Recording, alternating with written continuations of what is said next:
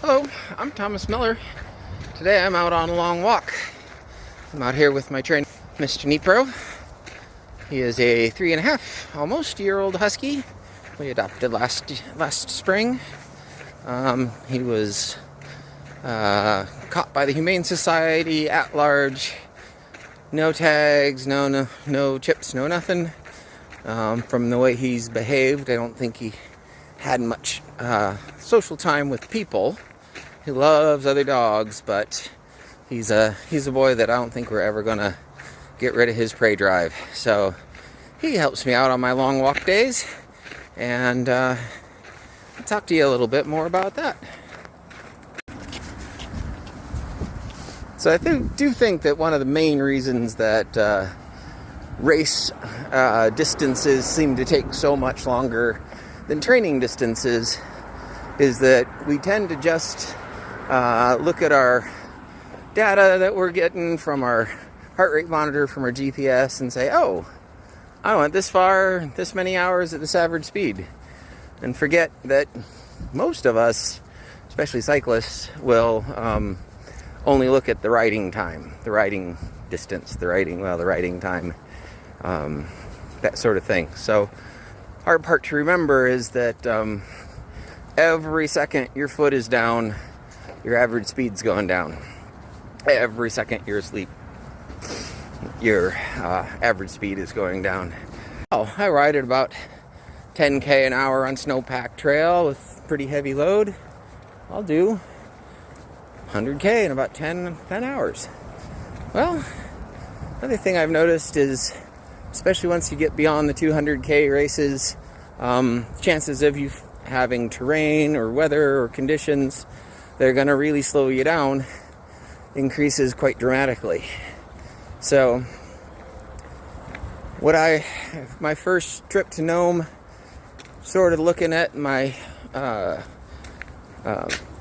my tracking, I figured I did about 15k a day of walking and pushing the bike, whether it be for snowy conditions, big hills, things like that.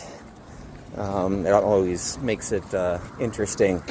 So one of the things that needs to get factored into your day is that if you got a 15k stretch that you're going to be walking and pushing, that's about 2.5k an hour at your absolute worst. So that could take up 6 hours of your day. If you are lucky and still get to pedal at that 10k an hour, it only leaves you about 2.5 hours in your day, out of a 16-hour day, to kind of do everything else. So it's kind of one of the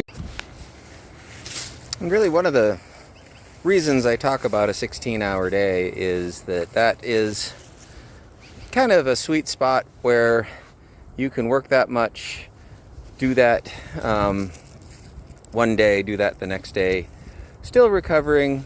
That fatigue's gonna eventually catch up to you, and you'll keep slowing down. But if you got that 8 hours a day to do your rest, do your meal, do a little evening wind down, especially for the multi-day races, it's kind of a nice way to go.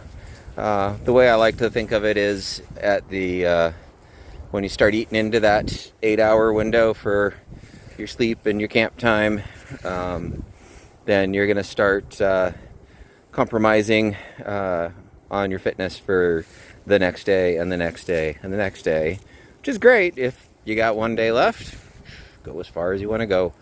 And you got to make hay when the sun shines. When you got fast trail, you don't want to slow down. You never stop if the trail is fast. So as I've done this more and more, ways to integrate not only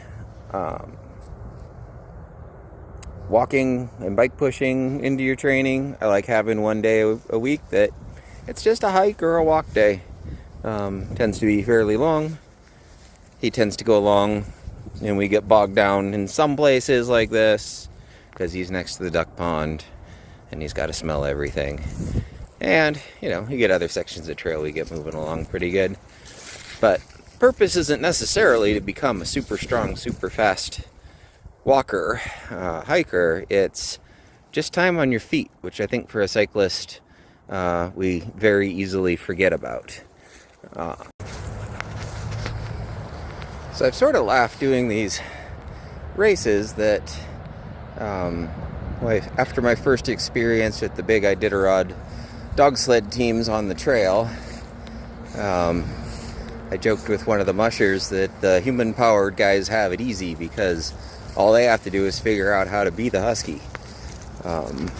Because it dawned on me that those mushers, they've got a dozen to 16 dogs to take care of, and they come first, second, third, fourth, fifth, sixth, seventh, and everything you do.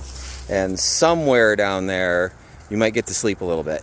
That's pretty much a musher's job, is to take care of the 25-kilometer-an-hour rolling family dinner with high drama and attitude and grumpiness, and they've got to see who's getting along with who, change sides if somebody's getting sore. I mean, those guys, they got to know their boys and girls inside and out and how they all work together. I'm so impressed with them on the trail. And I appreciate that they have said that they love us on the long, flat days, because all you have to say to a husky is, "Hey guys, what's that?"